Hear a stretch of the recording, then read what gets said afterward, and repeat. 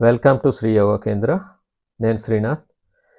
ఈరోజు ఓం అనే పదాన్ని ఏ విధంగా పలకాలి, ఓంకారాన్ని ఏ విధంగా ఉచ్చరించాలి, దానివలన లాభాలు తెలుసుకుందాం.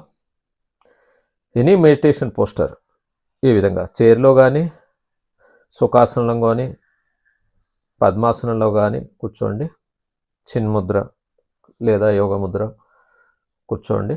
గాలి పీల్చుకోండి, బ్రీతింగ్ చేయండి.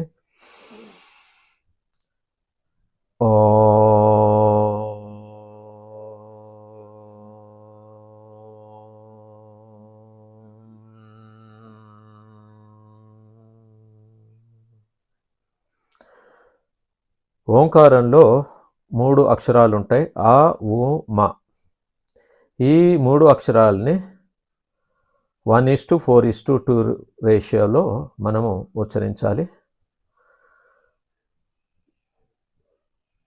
బ్రీతింగ్ చేయండి, గాలి పీల్చుకోండి పూర్తిగా, వదులుతూ ఇంగ్లీష్ లెటర్ ఓ ఆకారంలో మన పెదాల్ని పెట్టుకొని ఉచ్చరించాలి. ఇంకొకసారి ఉచ్చరిద్దాం. బ్రీతింగ్. ఓ.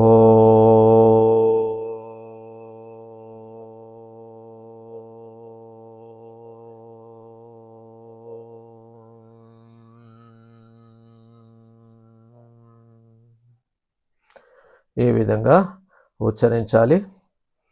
దీనివల్ల లాభాలు తెలుసుకుందాం.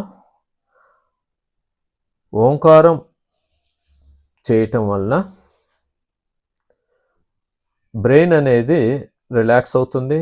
ఆ వైబ్రేషన్స్కి బ్రెయిన్ రిలాక్స్ అవ్వటమే కాకుండా కూల్ అవుతుంది.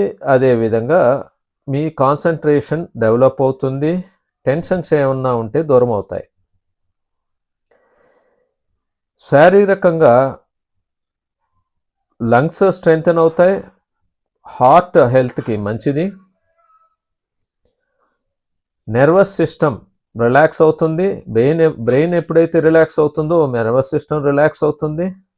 దానివల్ల హార్ట్కి కూడా మంచిది. బీపీ, షుగరు, హార్ట్ ప్రాబ్లమ్స్ ఉన్న వాళ్ళకి చాలా మంచిది.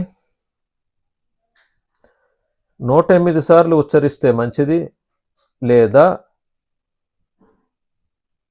10 నుంచి 20 సార్లు రోజు ఉచ్చరించిన సరిపోతుంది. ఈ వీడియో నచ్చితే లైక్ చేయండి, షేర్ చేయండి, సబ్స్క్రైబ్ చేయండి, మరిన్ని వీడియోలు చూడండి.